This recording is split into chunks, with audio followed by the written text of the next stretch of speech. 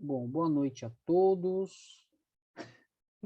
Essa aqui é a oficina de redação científica do Laboratório de Bioquímica e Fisiologia de Insetos, versão 2021. O meu nome é Fernando Genta, sou pesquisador do laboratório e eu vou continuar uma discussão que a gente estava tendo na semana passada. Semana passada a gente conversou sobre tabelas, né? Confecção de tabelas. E hoje a gente vai falar sobre figuras, né?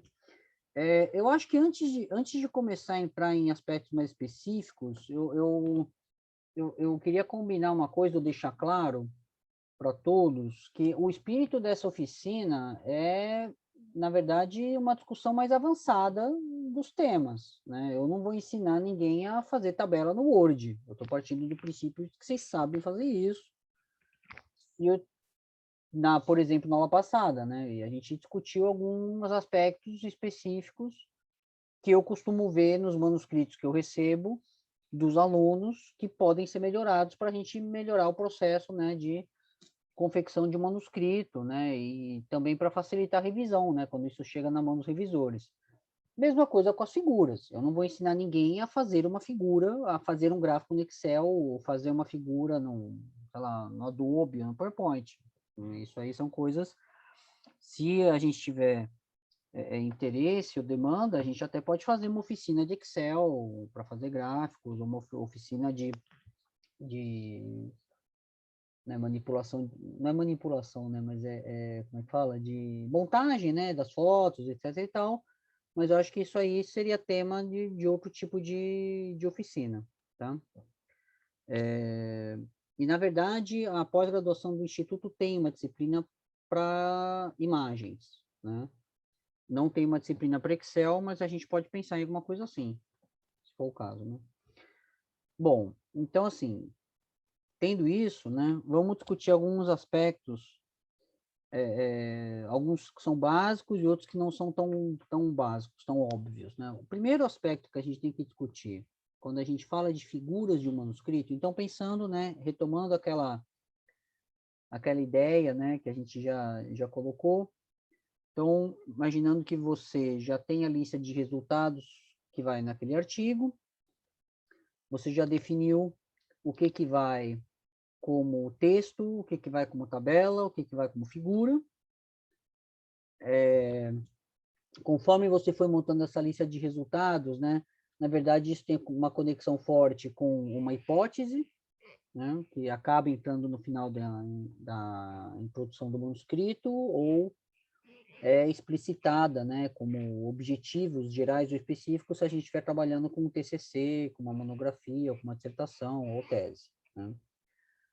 Então, aí a minha sugestão é definir a lista de resultados, definir objetivos, escreve a metodologia, e aí a gente vai passar, né, tendo escrito a metodologia, que isso esclarece muita coisa, né, do que vai vir como resultado, vamos começar a trabalhar nos resultados. E a gente já teve uma discussão semana passada de uma hierarquia de complexidade que te define quando você coloca como texto, quando você coloca como tabela e quando você coloca como figura. Então, aqui, dando continuidade ao nosso próximo passo, né? Então, você já meio que definiu quem vai ser o quê, já definiu o que vai ser no texto, já fez as tabelas, né?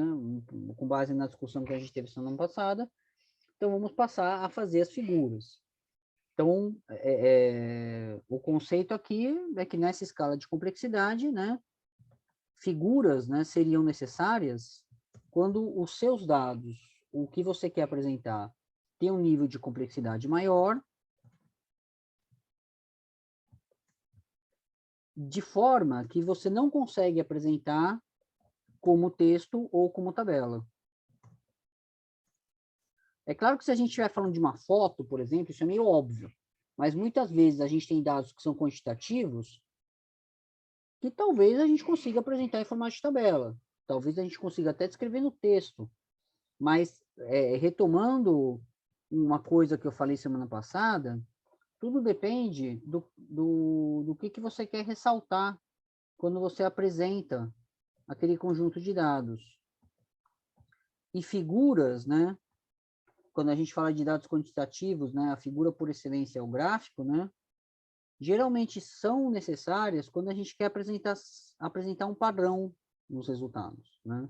Então, geralmente, a necessidade de uma figura costuma estar associada à apresentação de padrões nos resultados.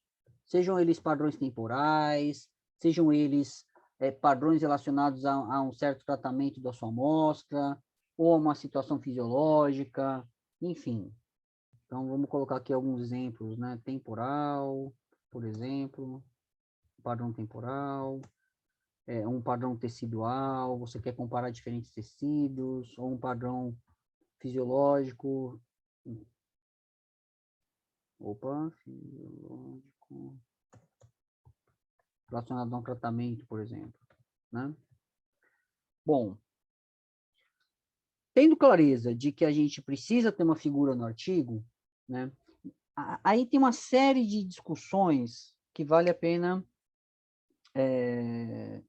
a gente ter conforme você vai preparando seu manuscrito. A primeira discussão é quando que a gente faz uma figura original e quando que a gente usa uma figura copiada de outra fonte.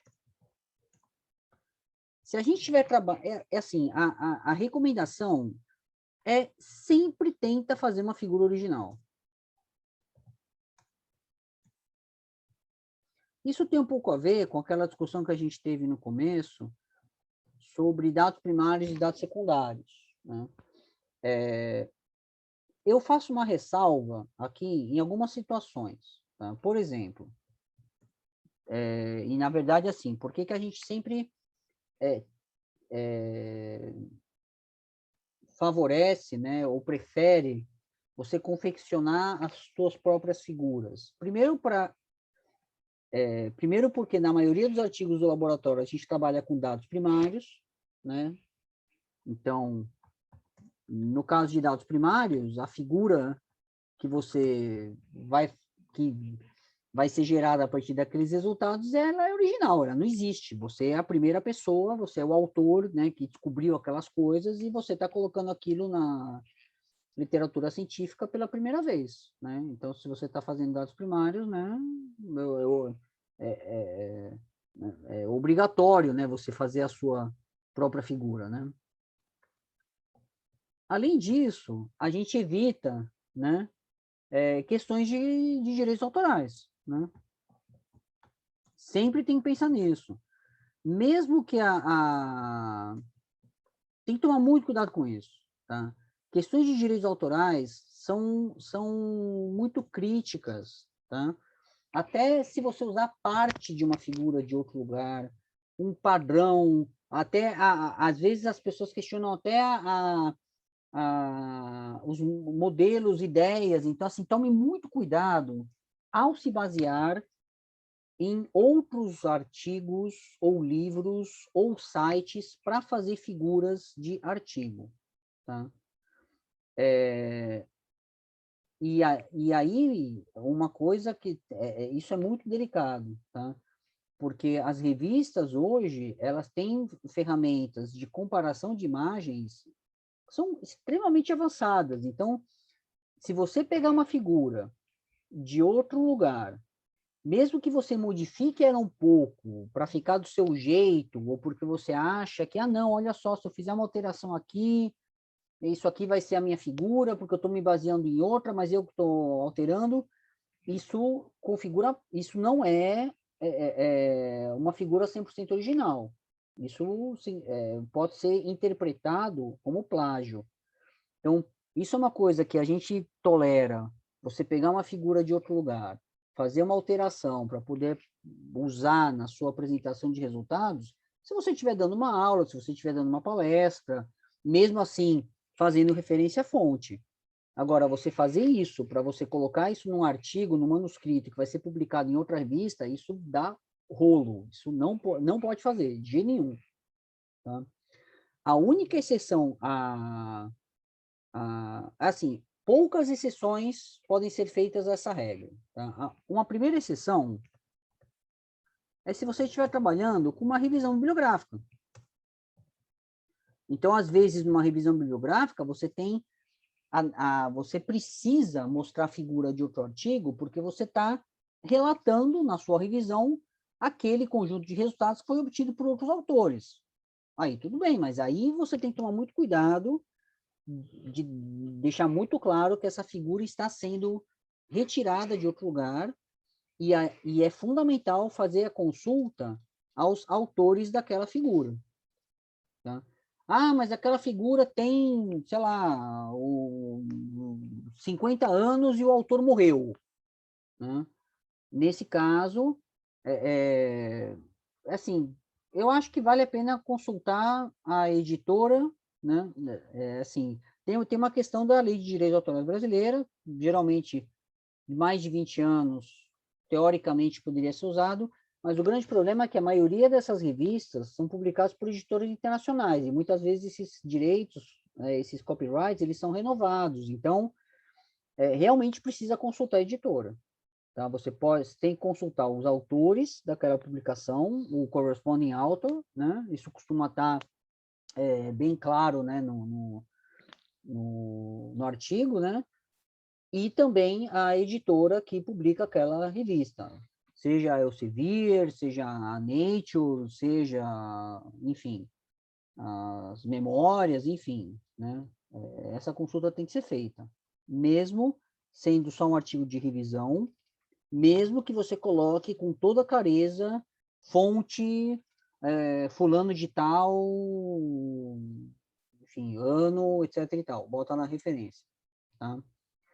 A outra exceção que também costuma acontecer, e aí acontece, né, em artigos primários muitas vezes, quando você usa um esquema, por exemplo, ilustrativo, tá?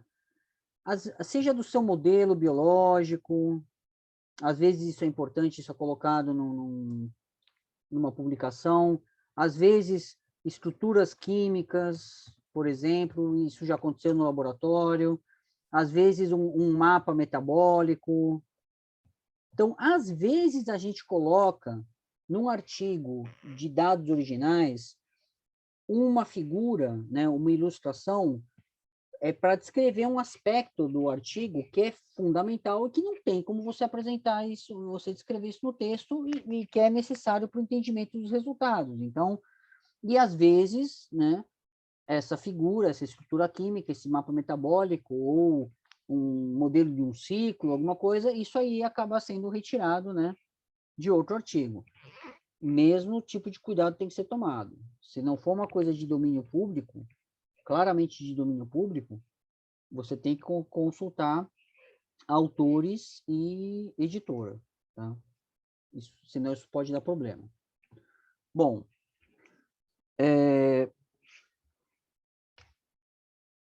e aí, então assim, então vamos seguir aqui o nosso meio que roteiro. Então, imaginando que você tem um conjunto de dados, e eu estou me referindo às situações mais comuns no nosso laboratório. Né? Lógico que dependendo do tipo de atividade, do tipo da linha de pesquisa, as coisas não podem ser desse jeito que eu estou descrevendo, mas a grande maioria dos casos, os nossos, a gente tem conjuntos de resultados que são complexos. Para apresentar esses resultados, a gente faz as nossas próprias figuras, né? E essas figuras, elas costumam ser de 3 tipos, tá? São os mais comuns, tá? A gente tem figuras que são, a maioria das nossas figuras, absoluta, é gráficos, tá? A gente tem figuras que são fotografias, e aí vale tanto fotografia do inseto quanto micrografia,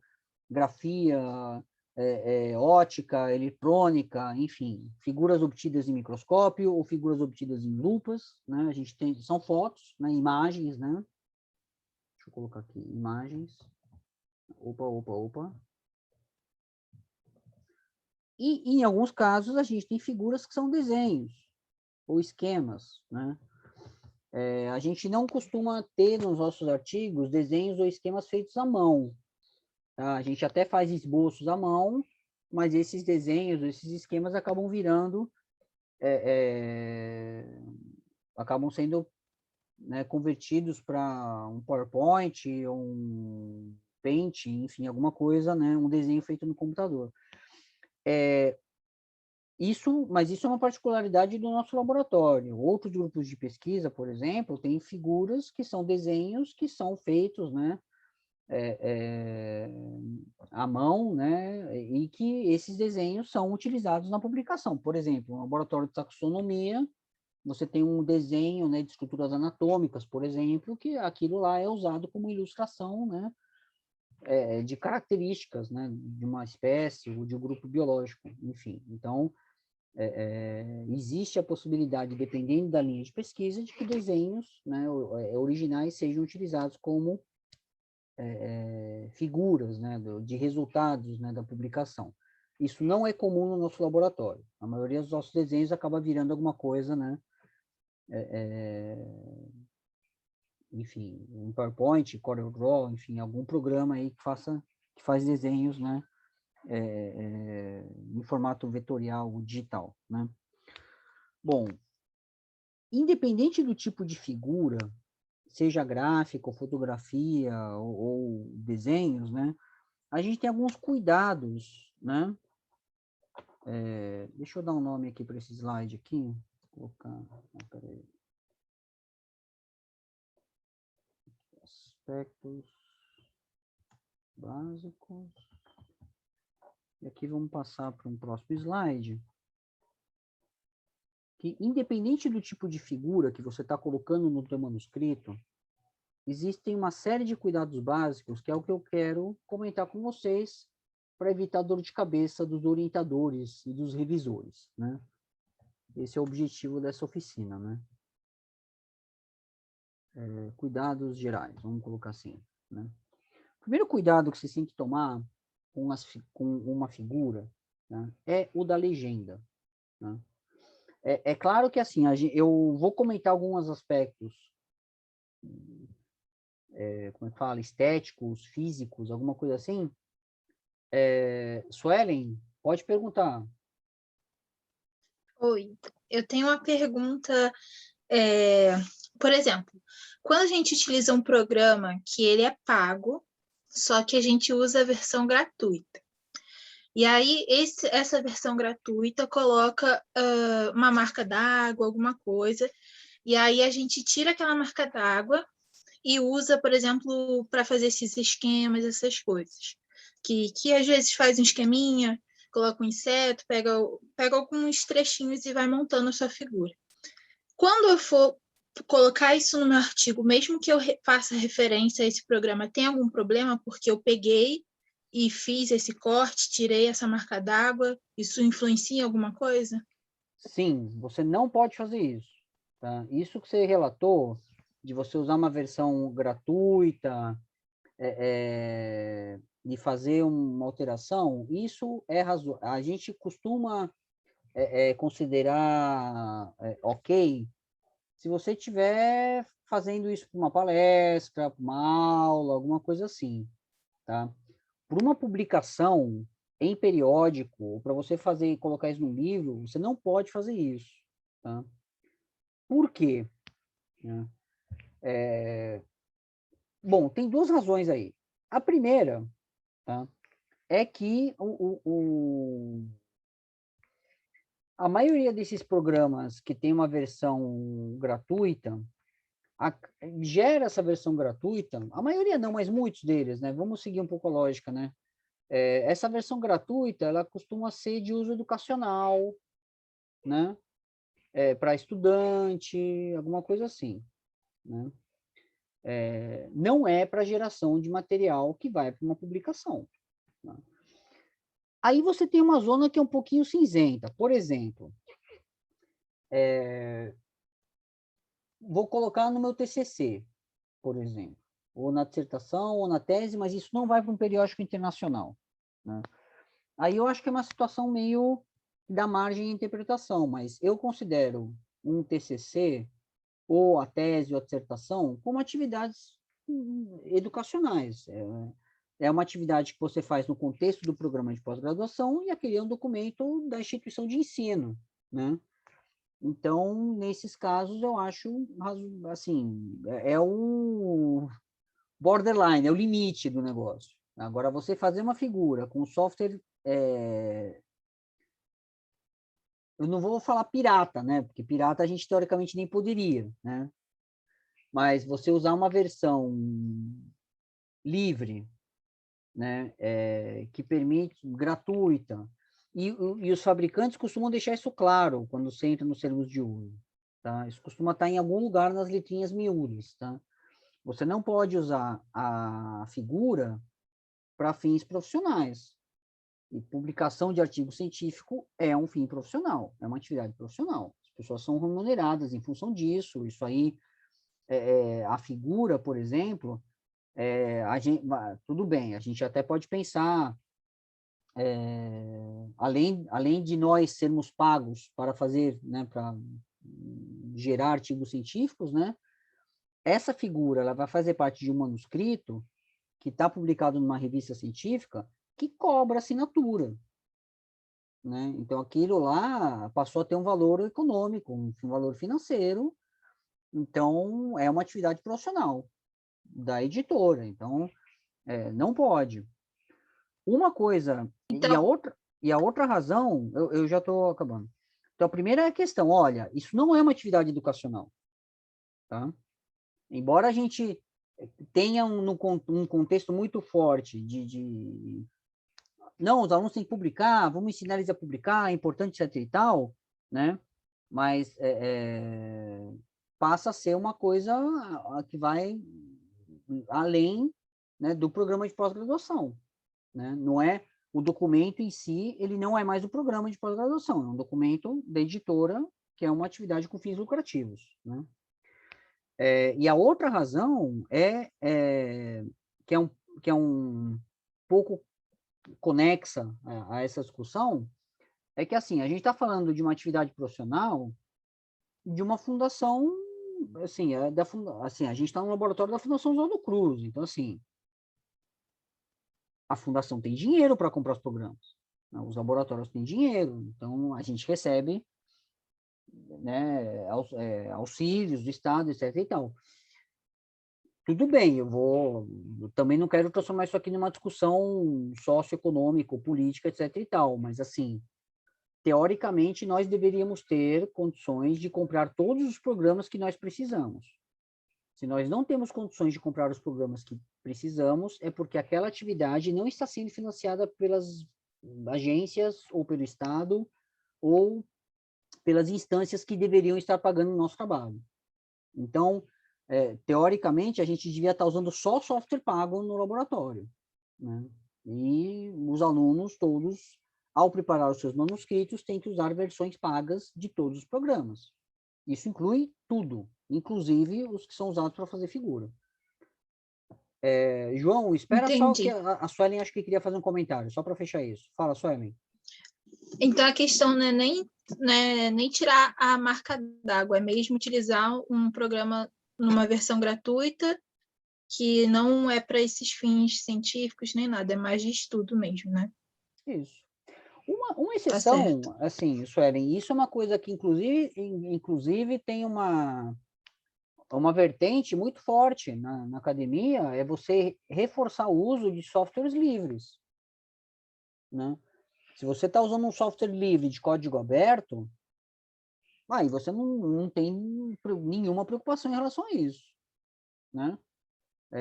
Então, assim, se você está usando o OpenOffice ou algum programa de Linux, de tratamento de imagem, que não tenha, né, que seja de código aberto, tudo bem. Aí você não precisa nem ter essa preocupação se é uso educacional, se não é uso educacional, porque o código é livre, né? Tudo bem? Sim, entendi. Obrigada. De nada. João, você quer fazer sua pergunta ou ela foi respondida já? Eu vi que a sua Meio que mãozinha já foi sumiu. respondida. Meio que já foi respondida, porque você falou do software livre, aí eu tinha uma dúvida, porque uma das figuras do meu TCC era feito com esses sites de bioinformática, que ia gerando imagens, aí eu usei essas figuras. no site e necessariamente não tem uma conta. Eu falei assim, pô, então o que faz nesse caso? A gente tem que referenciar eles de algum jeito ali nas imagens, alguma coisa assim, porque eu literalmente eu fui usando vários assim e fiz uma colagem, mas como você falou, essa questão do software livre não teria problema, né? Meio que eles já estão disponibilizando esse tipo de Olha, serviço. falou em bioinformática, aí tem que tomar cuidado com uma coisa importante, tá? Que assim, uma coisa é você usar um software para gerar uma imagem, tá? Outra coisa é você usar um software que analisa resultados e gera imagem, tá? Uma coisa é a gente olha, tô aqui no PowerPoint, colei aqui sei lá, um gráfico de pizza, algumas coisas aqui, fiz umas coisinhas assim, etc e tal. Outra coisa é você ter um programa que analisa, por exemplo, dados de sequenciamento e que te gera um gráfico, entendeu? Isso é um pouco diferente. Então, esses programas de bioinformática, muitos deles que geram figuras, é fundamental você fazer a referência deles. Porque a pessoa precisa saber qual foi a versão do programa que você usou, quais são as configurações desse programa, quais são as operações que ele realiza. E, além disso, também existe uma questão de bom senso de etiqueta científica. Aquele programa é o trabalho de um bioinformata. Né? É como se fosse seu paper, entendeu? Né? Então, esses caras, esse pessoal é reconhecido em função das citações que os programas recebem na literatura. Isso é fundamental para você, né, para eles terem linhas de pesquisa reconhecidas e sustentáveis. Então, se a gente quiser que eles continuem fazendo bons programas, você tem que citar toda vez que eles fazem um bom programa, entendeu? Sim. Depois pode me passar esses tópicos aí para eu acrescentar na minha monografia? Sim, claro. Deixa eu fazer uma anotação aqui para a gente não perder. Inclusive, deixa eu salvar essa coisa aqui, né? Agora eu vou ficar salvando, né? Trauma, né? Deixa eu colocar aqui, ó, softwares. Né? A gente tem os educacionais, os pagos e os livres, certo? E para cada um você vai ter uma possibilidade de uso, né? Para fazer figuras para o manuscrito, né? Então, daqui deixa eu ver, vamos colocar aqui TCCs, etc. E os pagos e os livros você pode usar para um manuscrito, né? Vou colocar aqui um manuscrito. Tudo bem? Podemos? Tranquilo. Beleza. Bom, então, assim, o primeiro cuidado geral que a gente tem que ter, que se aplica a todo tipo de figura, que também, assim, eu vou fazer uma discussão muito parecida com a discussão que a gente teve semana passada sobre tabelas, em relação às legendas. Tá? As características de uma boa legenda de figura são quase que as mesmas características de uma boa legenda de tabela. Tá? Então, eu vou tentar não ser muito exaustivo e repetitivo, né? Mas e aí vale a pena destacar uma coisa. Muitas vezes, as revistas, isso vai variar muito de revista para revista, mas tem revista que pede que você coloque as figuras com as legendas no meio do texto, a maioria pede as figuras separadas e as legendas das figuras numa lista no final do manuscrito. Tá? Isso eu acho que é um cacoete da época em que os artigos eles eram físicos, né? Em papel mesmo. Então, você submetia o teu manuscrito, né? Eu cheguei a pegar isso no comecinho da minha carreira. Você tinha o manuscrito em papel, né? Você datilografava ou imprimia o negócio, a figura era uma prancha impressa, você botava isso num envelope e mandava pelo correio, né? O fato é que quando você está revisando um manuscrito, né, facilita muito o trabalho do revisor, se a coisa estiver impressa, né, se você puder ter as figuras do lado do texto que você está lendo. Então, você vai né? Você bota um do lado do outro, né? E vai lendo o texto e tá com a página da figura aqui. E pede-se geralmente que as figuras, eu vou falar um pouquinho mais disso pro final, ocupem página inteira para ficar mais fácil para a pessoa ver, para a pessoa olhar os detalhes, etc e tal. Então, era muito conveniente você ter as figuras em páginas separadas. E as legendas acabavam ficando em páginas separadas também. Então, hoje em dia, com tudo em computador e tudo digital, isso aí acaba ficando uma coisa um pouco anacrônica, né? Porque se você está... Estou falando isso por experiência própria, né? Você está revisando um artigo que está na tela do seu computador, não está facilitando a tua vida você ter que mudar de página para ver a figura, só se você tiver duas telas, entendeu? Então, assim, isso aí na minha opinião, um anacronismo. Mas muitas revistas ainda são assim, e você submete as figuras em páginas separadas e as legendas numa lista de legendas de figuras no final do manuscrito. Seja como for, então, de qualquer maneira, como é que isso vai entrar dentro do texto? Como é que você vai... Se for uma revista que você coloca a figura no meio do texto, isso se aplica para TCCs, para dissertações, para teses, né? A legenda sempre fica embaixo da figura, né? Então, isso é a primeira coisa que a gente tem que falar de legenda de figuras, né? Fica... Enquanto numa tabela a legenda fica em cima, numa figura a legenda fica embaixo, tá? Isso é convenção, tá? Não me perguntem por quê, mas, enfim, deve ter uma razão aí diagramática, enfim, histórica, mas esse é o formato corrente, tá? E a principal característica de uma legenda de uma figura, que tem uma conexão muito forte com a maneira como você vai compor a tua figura. E, na verdade, eu acho que essa é uma discussão que complementa um pouco a discussão que a gente teve sobre tabelas, que eu não aprofundei tanto essa questão conceitual, né? Quando a gente fala que uma legenda ela é autossuficiente,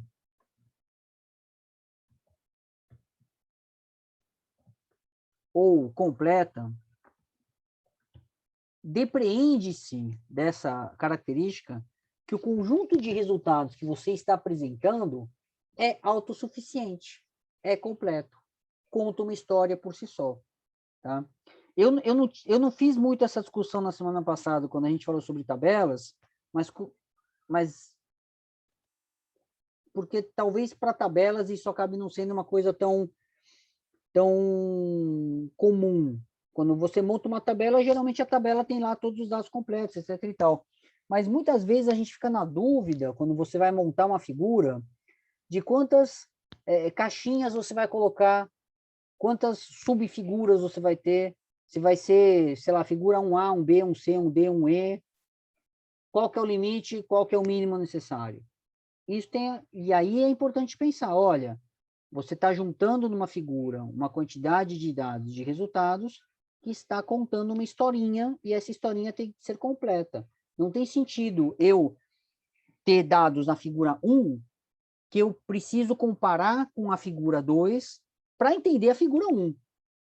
Né? Você até pode ter no seu texto uma discussão, uma comparação, uma análise de dados entre diferentes figuras, mas isso está no texto. Isso não está na própria figura. Tá? Então, quando vocês vão compor as figuras, isso vai se refletir na escrita das legendas, pensem nisso. A sua figura, ela tem que ser autossuficiente, ela tem que ser completa, ela tem que contar uma historinha com começo, meio e fim. Tá? Uma coisa que é importante quando a gente fala como é que fala? Da questão das figuras, tá? Isso aqui eu vou colocar aqui, mas talvez não seja essa ordem mais, né? Então, vamos imaginar que você tem lá um conjunto de resultados que precisa ser apresentado em formato de figura. Ele não tem como eu apresentar isso em formato de texto, não tem como apresentar isso como tabela, então vou colocar como figura. Tá? Um cuidado importantíssimo que vocês têm que ter... Não, e olha só, antes de eu falar disso, né, vamos finalizar essa questão aqui, perdão. Né? Deixa eu colocar aqui para não esquecer. Né? Tudo que eu falei de legenda de tabela se aplica à legenda de figura. Tá? Então, numa legenda de figura, você vai descrever, né, o experimento que está lá. Opa.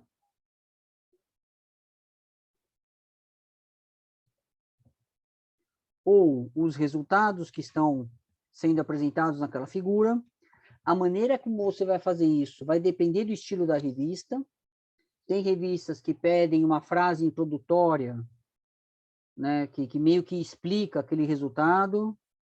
Tem revistas que não, tem revistas em que você adota um formato, né, muito mais sóbrio, né, só com a descrição, né, dos dados, né? E além disso, você vai colocar, né? Às vezes é importante escrever os grupos experimentais. É fundamental descrever o número de amostras, né? As condições, né? Desses grupos, por exemplo, e toda e qualquer abreviatura, né?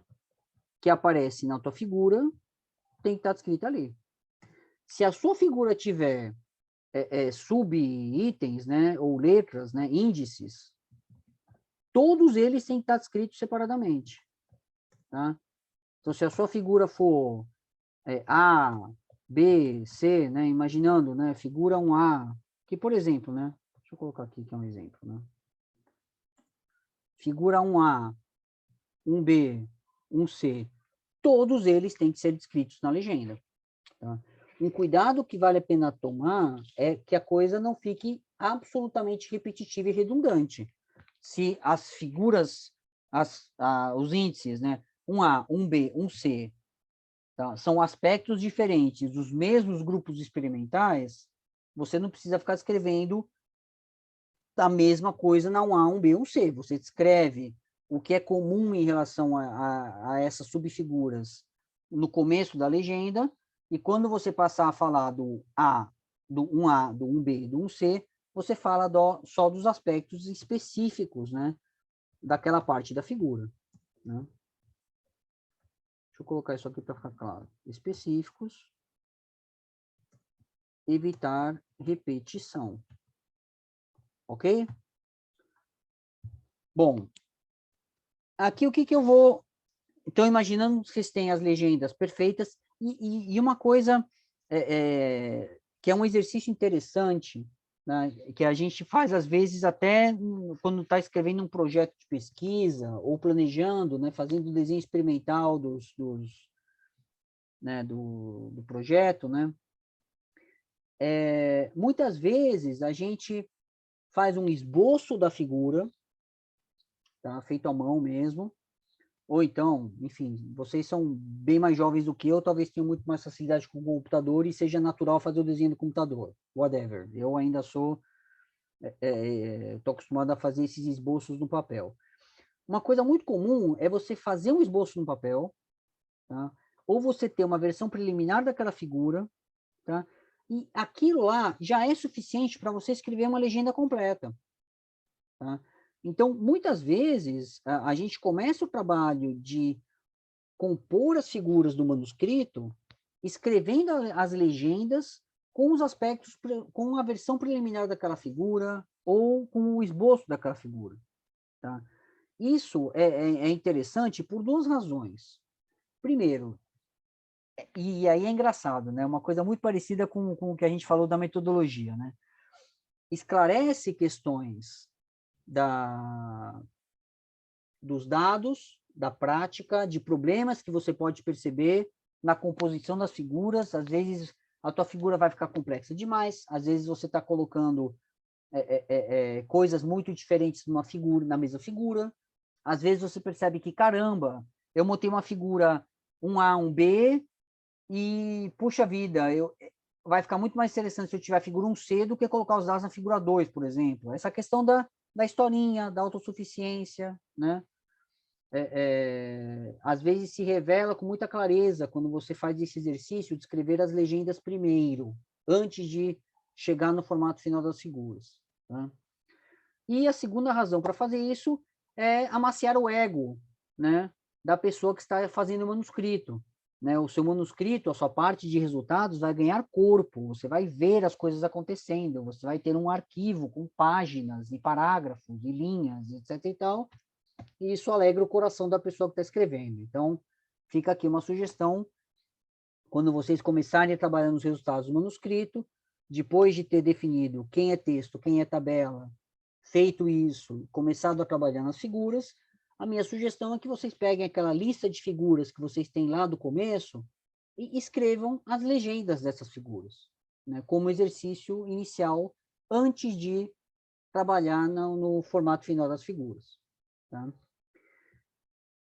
Quando a gente começa, né, então imagina que você escreveu todas as legendas, e aí você vai começar a trabalhar nos arquivos finais das figuras. Jennifer, manda, diga. Só uma dúvida, quando você falou de esboço, no caso, eu poderia desenhar num papel uma figura, não necessariamente utilizando um software para fazer um manuscrito? Eu fiquei um pouco em dúvida nisso. Peraí, repete tua pergunta, que eu fiquei confuso com o finalzinho dela. Quando você falou de você desenhar, né, tipo, utilizar mesmo a figura num papel, é possível publicar com uma figura que não seja de software, uma figura de desenho à mão mesmo? Muito difícil. Não. Eu estava me referindo a um esboço, uma coisa informal, para você... porque, por exemplo, muitas vezes você montar a figura no Excel dá um trabalho absurdo, entendeu? E aí você, antes de você sair fazendo a figura, para descobrir lá no final, sei lá, de uma semana montando a figura, que aquele jeitão não tá claro, não ficou bom, às vezes é interessante fazer um esboço, fazer um rascunho da figura. Tá? Figuras feitas à mão é um pouco o que eu comentei, acho que no slide anterior. Geralmente são desenhos taxonômicos, desenhos anatômicos, assim, coisas bem que estão muito relacionadas à ilustração científica, né? Você está... não é comum na nossa prática de laboratório. A grande maioria das nossas figuras são gráficos. Quando você tem uma imagem, geralmente são fotos ou do inseto, ou fotos feitas com câmera, né, câmera digital, ou celular, né? A gente tem tirado muita foto com celular e as imagens, né, são razoáveis, né? O celular tem que ser bom, né? E a câmera do celular tem que ser boa, né? Ou então são fotos feitas na lupa, feitas no microscópio, assim, é muito raro a gente ter desenhos feitos à mão, sabe, como dado original. A gente tem alguns artigos do laboratório de revisão, nos quais a gente faz alguns desenhos, né, para fazer alguma ilustração. É tipo um esquema, sabe? Simplificando a anatomia do inseto, ou então simplificando o ciclo de um parasita, alguma coisa assim, né? Mas até nesses casos, esses desenhos costumam ser passados para o computador, tá? Eu não me lembro de um desenho que a gente tenha feito no laboratório, que ele foi feito, por exemplo, no papel, fotografado, escaneado e submetido do jeito que ele foi produzido, tá? Eu respondi a tua pergunta? Sim, obrigada. Tá bom.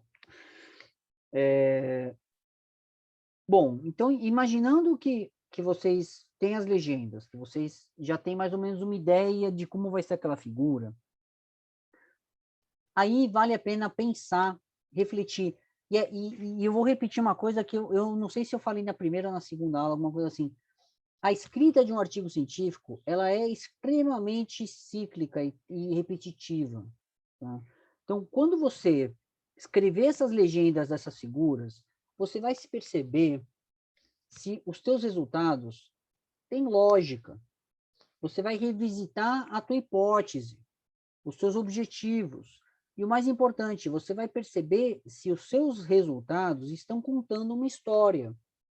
Se eles contam uma história, assim, razoavelmente completa, se não está faltando nenhum buraco, ou então, aqui, se a ordem na qual você colocou essas figuras faz sentido. Tá? Quando você faz figura 1, figura 2, figura 3, figura 4, é fundamental pensar nisso nesse momento. Por quê? Porque quando você for escrever o teu texto, tá? A ordem na qual as figuras aparecem no texto, a ordem na qual as figuras são mencionadas no texto, tem que ser igual, tem que corresponder à numeração. Isso aí, assim, não tem discussão. Isso aí como é que fala? É uma convenção, assim, sabe, rigorosíssima. Tá? Por que isso acontece? Porque muitas vezes, assim, e aí vem aquela discussão filosófica, né?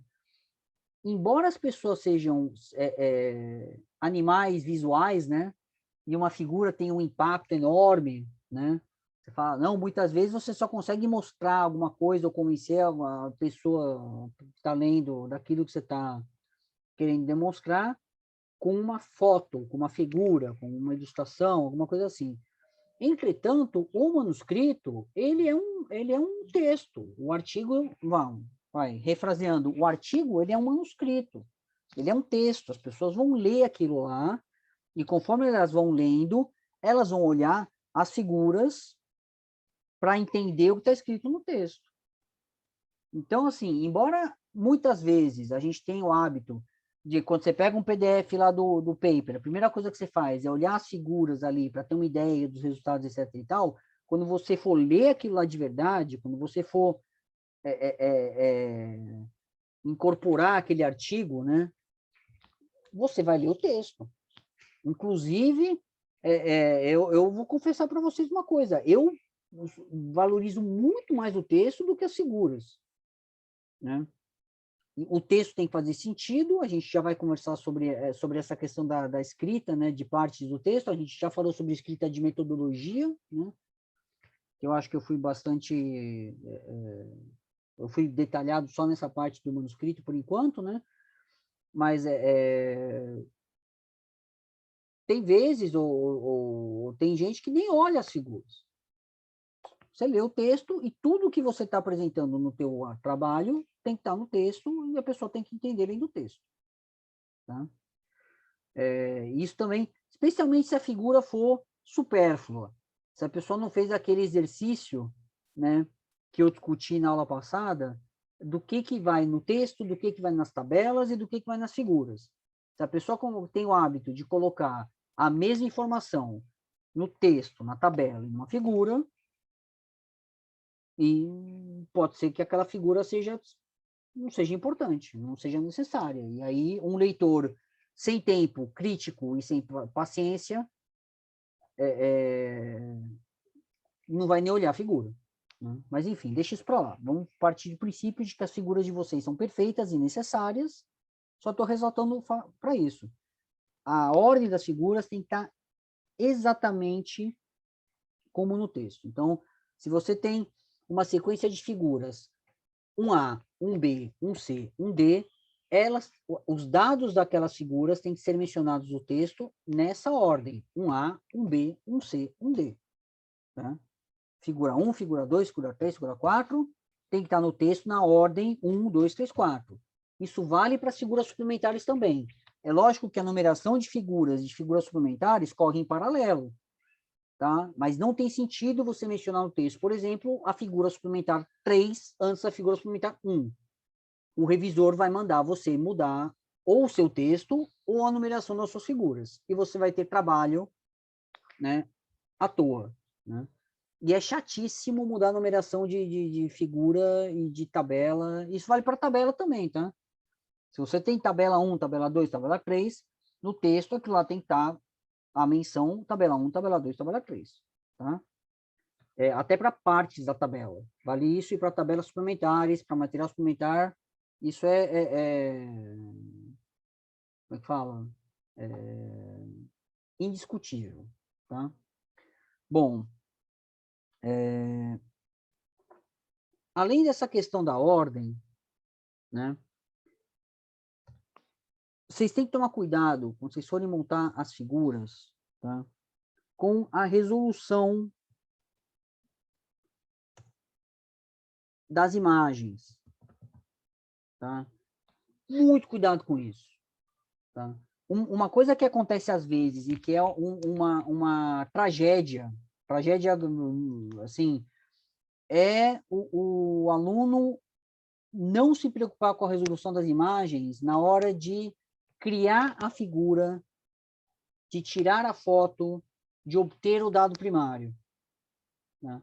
E a maioria das revistas tem requisitos de imagens, de resolução que estão, que costumam estar descritos nas instruções aos autores. Então, sempre olhem, já se acostumem a isso, a olhar as instruções das revistas das áreas, da nossa área, PLOS, enfim, Parasites and Vectors, enfim, memórias. Nessas instruções, vai ter os requisitos de resolução de imagens, tá? Tomem cuidado de obter fotos ou criar gráficos no Excel quando você transpõe isso para um PDF ou para um Word, né? Ou se você vai mandar como Excel mesmo, de que aquilo tem a resolução que a revista pede. Muitas vezes, se a fonte original daquela figura não tem a resolução necessária, é impossível você oferecer para a revista um arquivo com aquela resolução. Não tem como você criar pixels, tá? Bom, e às vezes vocês vão se surpreender que as revistas elas pedem um grau de resolução que é bastante alto. Ficam os arquivos pesados. Por que isso acontece? Né? Muitas vezes isso acontece por causa dessa questão histórica que eu falei. Historicamente, as figuras eram entregues em páginas inteiras para facilitar a visualização de detalhes e para facilitar a correção do artigo. Então, imagina que a sua figura ela vai ocupar uma folha de papel A4 inteira. Então, se ela não tiver resolução, quando você aumentar para aquilo lá ficar do tamanho da folha A4, e muitas vezes não é nem você que vai fazer isso, é o sistema automatizado da revista que vai fazer. Você vai submeter lá o arquivinho TIFF, por exemplo, ou o arquivo PDF, o JPEG, ou então o gráfico de Excel. O sistema da revista vai pegar aquilo lá e vai colocar no tamanho A4. Se não tiver resolução, como é que vai ficar essa figura? Vai ficar horrível, né? Você não vai conseguir, às vezes não consegue nem ler as letras que estão ali, as linhas ficam aquelas linhas todas quebradinhas, né? Parece uma escadinha, percebe? Enfim, tem que tomar cuidado com isso. E aí, a chance disso acontecer hoje é muito menor do que há 20 anos atrás, porque os próprios sistemas de submissão de arquivos, eles conferem isso, né? Eles conferem a resolução dos arquivos que você está submetendo e recusam a submissão. Ele não deixa você nem mandar o arquivo, tá? Então, para vocês evitarem ter o desgosto de ter que voltar tudo para trás, porque o arquivo não tem resolução suficiente, tomem cuidado com isso. E um bom teste, assim, um teste rápido é esse. Olha, se eu botar isso aqui do tamanho de uma folha A4, vai ficar tosco ou vai ficar, ou tá ok? Né? Além disso, outra coisa que vem acontecendo com uma certa frequência, a gente está passando por uma época de transição muito interessante, onde a maioria das revistas nem tem mais versão impressa, né? Várias ainda tem, e a gente vai discutir algumas questões relacionadas a isso daqui a pouco. Mas muitas revistas nem têm versão impressa. Ainda tem a preocupação de você ter uma versão do paper que seja imprimível, né, em papel A4, ou, sei lá, A4 é mais comum, mas, assim, que tem lá páginas, a pessoa consegue imprimir, etc e tal, né? Mas algumas revistas não tem nem isso. A versão do paper é a versão do site, é a versão eletrônica e é isso, entendeu? Nesse caso, qual que é o limite de resolução que você tem? Na verdade, né, você não tem... isso acontece, às vezes, com figuras de bioinformática, que são extremamente complexas, tem uma quantidade enorme de informação, mas como ela foi feita para ser olhada no computador, né, você pode aumentar e diminuir aquilo lá o quanto você quiser. Aí o cuidado que você tem que tomar é árvores filogenéticas. A gente tem esse problema no laboratório. Às vezes você faz uma árvore filogenética gigantesca, só dá para ver aquilo direito no computador. Você precisa aumentar aquilo lá para conseguir ver e acaba indo com material suplementar, às vezes, né? E se não tiver resolução aquilo lá, quando a pessoa for aumentar para olhar na tela do computador, vai ficar horrível. Você não consegue ler as coisas que estão ali. Então, nesses casos, o cuidado que vocês têm que tomar não é de papel A4, mas você tem que se colocar no lugar da pessoa que vai receber aquele arquivo ali, tentar abrir ele na tela do computador e ver, olha, tem resolução para quando eu aumentar, eu conseguir entender a informação que está lá? É isso, tá? Bom, o próximo tópico que eu quero comentar, além da questão da resolução das imagens, é a questão das escalas. Tá?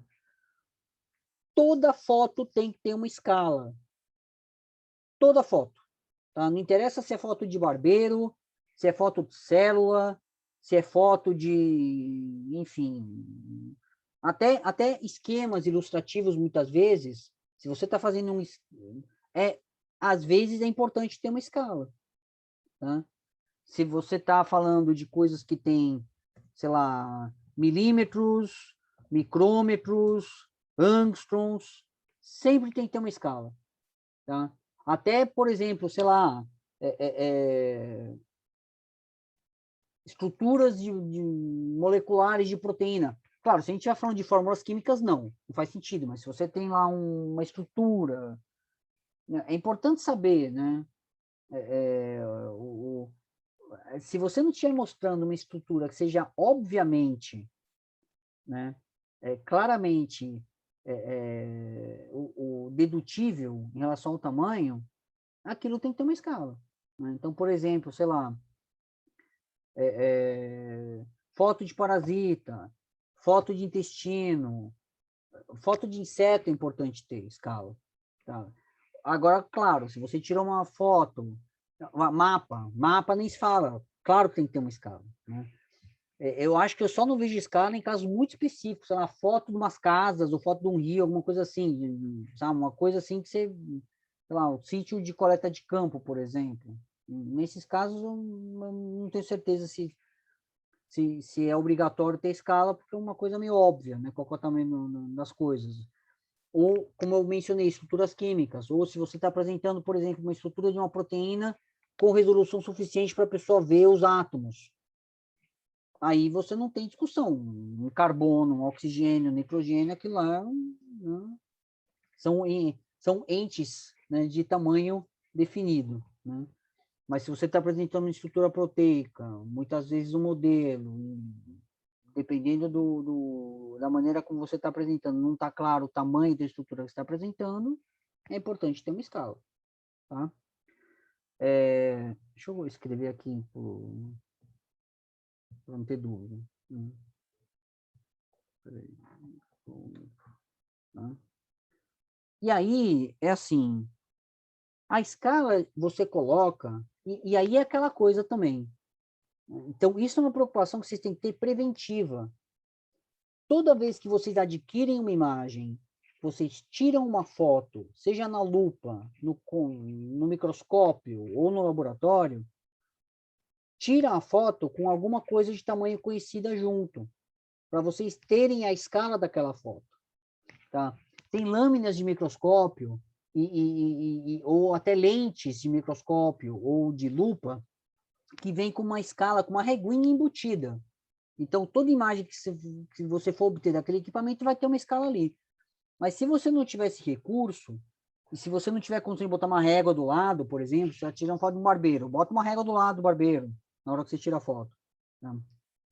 É fundamental que vocês tenham, no momento de aquisição dos resultados, a medida do tamanho das estruturas que vocês estão medindo, vocês estão registrando, tá? Seja no microscópio, seja na lupa, seja onde for, tá? Ou então você coloca no campo que você está tirando foto alguma estrutura, alguma coisa que tem um tamanho absoluto definido, que você vai poder depois usar aquilo lá para construir a escala na sua figura, tá? Fazer escalas retrospectivamente, além de ser péssimo, né? Como é que fala? Além de ser pouco acurado, impreciso, ruim, né? É trabalhoso, dá muito mais trabalho, né? Você descobrir, né, qual que era o tamanho disso aqui, pô, vou medir, né?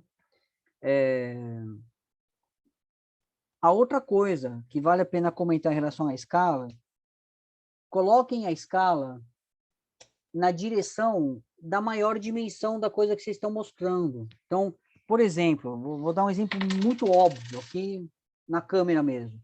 Eu tirei foto dessa caneta aqui, quero mostrar o tamanho dela.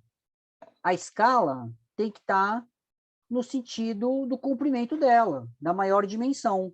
Não tem sentido eu botar uma escala aqui, porque isso vai dificultar a pessoa que está vendo a foto de pegar aquela escala ali de 1 centímetro e ver quantos centímetros tinha a caneta, por exemplo. Então, coloquem a escala sempre na direção da maior dimensão da estrutura que vocês estão mostrando, tá? E, de preferência, né, no mesmo sentido, de uma maneira que facilite. Vocês têm que facilitar a vida da pessoa que está olhando a foto, tá bom? Bom, tá, últimas...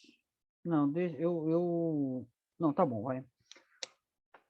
Eu tenho mais algumas coisas para falar, mas eu não quero que essa aula fique muito comprida, então eu vou... Mas eu vou adiantar mais alguns e ficar de olho no tempo aqui. Hoje a gente começou um pouco mais tarde, então acho que acabou de dar 1 hora de aula, né? A última... Não... Gente, vocês têm alguma pergunta até agora? Alguém tem alguma pergunta? Tranquila. Não, Tá. tudo certo. Tá bom. Eu vou falar só mais um ponto, porque as coisas que vêm depois, elas são meio pesadas, eu não quero ficar 2 horas, né? Eu acho que é um tempo muito, muito longo e vai ficar cansativo. Mas, enfim, a última coisa que eu vou comentar é a indicação, né, nos quadros, né, ou nas partes das figuras, né? Além dela ser completa, tá? Essa marcação, ela tem que ser clara e bem colocada, né? Clara no sentido de contraste, né? Do que eu estou falando? É uma coisa que parece uma bobagem, mas muitas vezes a pessoa tem um trabalho dobrado e o paper volta porque o negócio não está bem feito. Quando você tem figura 1A, 1B, 1C, por exemplo, o quadrinho, cada quadrinho tem que ter uma letra, tem que ter a letra A, a letra B e a letra C.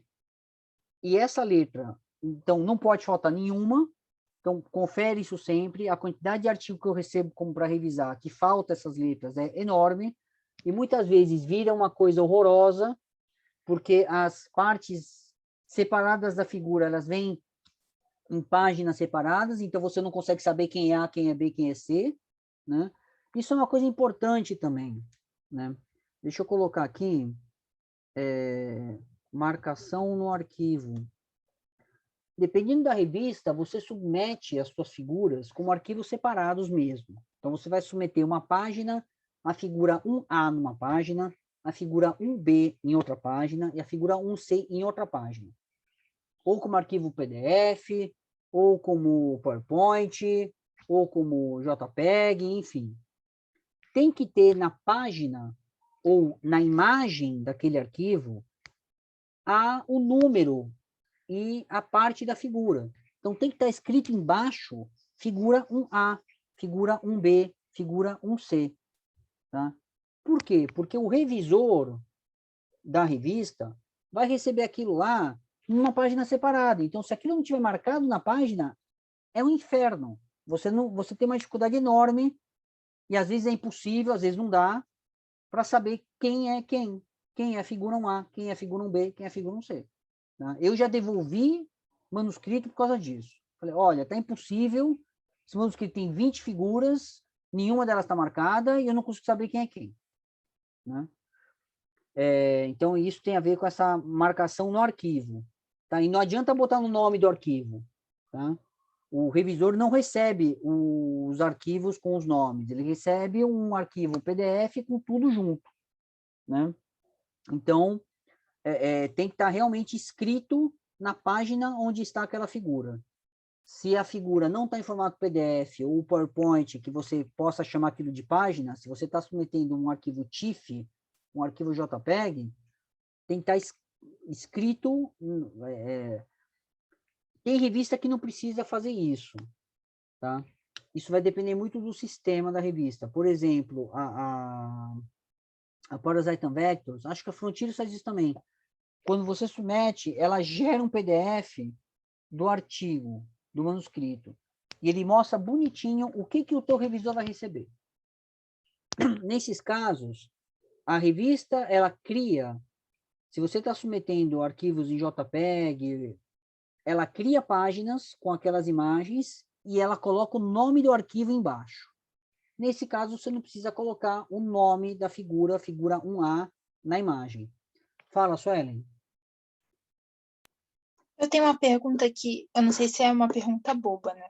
Mas quando vai submeter quando vai realizar para submeter um artigo, como você falou, é enviado separado as figuras que vão ser anexadas nesse artigo, no manuscrito.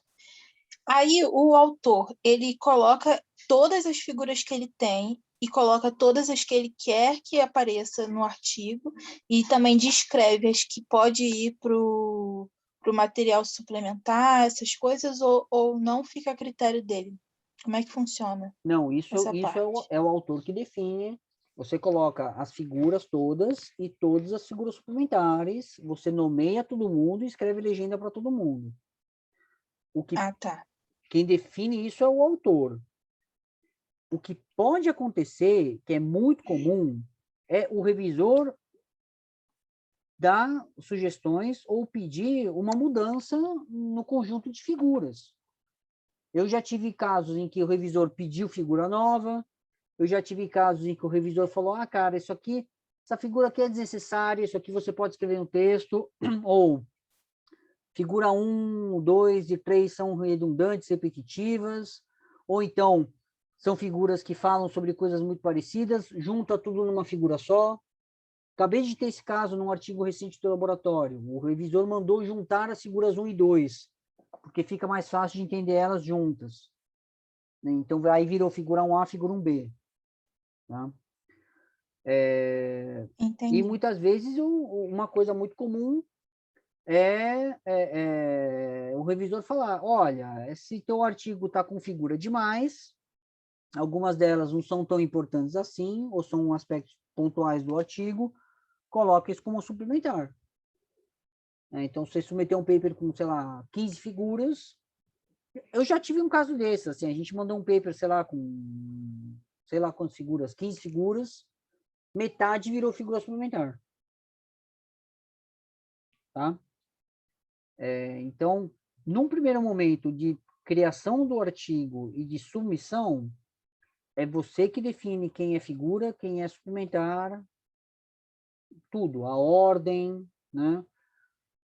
Isso pode sofrer alterações durante o processo de revisão. Tudo bem? Também tem casos de, por exemplo, não tem uma figura e aí podem solicitar para fazer alguma coisa? Sim. Tem casos Tá, de revisão de artigo que o cara manda fazer experimento novo. Né? Fala, olha, tá tudo muito bonito, etc e tal, mas você tá faltando esse tipo de dado aqui, você precisa fazer. Eu já tive esse caso também, muito comum. eu não vou falar que é muito comum, não, mas eu já tive esse caso em mais de um artigo. Do revisor virar e falar, olha, está faltando a medida, sei lá, deixa eu ver se pensar num caso recente.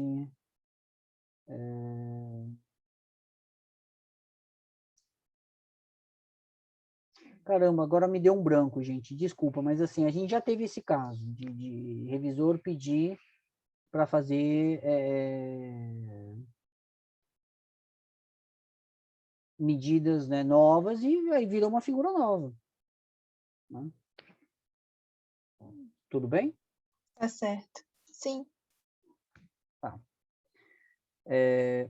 Bom, então, tem essa questão da marcação no arquivo ou na página, dependendo da revista, não precisa, mas fiquem atentos em relação a isso, tá? O que o revisor vai receber. Essa marcação não pode faltar nenhuma parte, então se tem figura 1A, B, C, D, E, F, essas letrinhas, elas têm que estar todas ali, A, B, C, D, E, F, tá? Fique atento em relação à visualização desses índices, tá? Tem que dar para enxergar, então fique atento em relação ao contraste. A gente vai ter uma discussão sobre cores e diagramação na próxima aula, mas acho que isso é uma coisa meio óbvia, né? Colocar uma letra cinza no fundo preto é difícil de ver, então fique atento em relação a isso. Se o fundo da figura é escuro, essas letras marcadoras têm que ser claras, brancas, cinza claro, enfim, e vice-versa. Se o fundo é branco, faz a letra preta, tem que dar para ver, tem que ser óbvio, claro, tem que ser uma coisa que a pessoa bateu o olho, viu. Não, é assim, muitas vezes os dados das figuras são complexos e é necessário um certo grau de atenção e de refinamento para você observar e entender o que está ali na figura. Isso não pode acontecer com índices, né? O Azinho, o B, o C, que a pessoa bate o olho, tem que ser uma coisa que viu, sacou, não, essa aqui é a figura 1A. Né? Então, esses índices costumam ser letras grandes, com boa definição, e clareza e contraste em relação ao fundo e ao resto da figura. E, além disso, fiquem atentos em relação à colocação desses índices. Se vocês têm uma figura 1A, 1B, 1C, tenta antecipar como isso vai ficar numa página, ou como essas figuras vão ficar quando elas ficarem juntas, tá? Para que o seu A, o seu B e o seu C não fique no meio do caminho e a pessoa não consegue entender quem é o A, quem é o B, quem é o C. Tá? Isso é importante, né?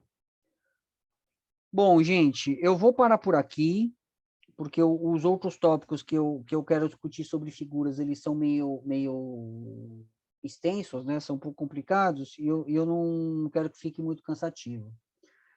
Alguém ficou com alguma dúvida? Não, Não, tudo estou certo. satisfeita. Não, Pra mim, Fernando. tudo bem. Tranquilo. Tá bom, gente. Bom, então é isso, pessoal. Muito obrigado pela atenção de vocês e a gente se vê daqui a uma semana, se tudo der certo, tá bom? Tchau, tchau, pessoal. Tchau, gente. Tchau, Tchau, Fernando. tchau. Tchau, pessoal.